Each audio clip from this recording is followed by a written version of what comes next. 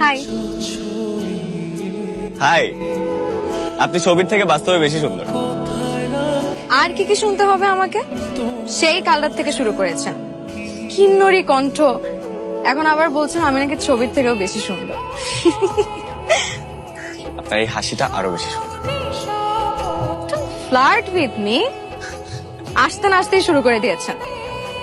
হ্যাঁ, বুঝেছি, এখানে আর বেশিক্ষণ থাকা যাবে না। দেখেন, আমি যা বলতেছি আমি কিন্তু অনেস্টলি বলতেছি। Your so straight. ভালো, স্ট্রেট কাট মানুষ আমার খুব পছন্দ। হিপোক্রেট মানুষটা হচ্ছে নোংরা আবর্জনা। চা কফি কিছু? আপনি যেটা খাবেন আমি সেটাই খাবো। আমি তো চা কফি খাই না। কেন? প্রেমে ছ্যাক খেয়ে হার্টে অনেকগুলো ফুটা হয়ে গেছে, এখন চা কফি খেলে ভিতরে ঢুকে যায়।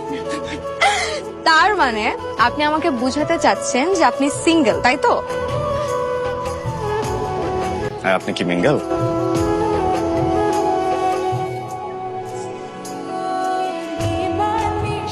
এই সুন্দর একটা বিকেলে আসলে এক কাপ চা না খেলে একদম জমবে।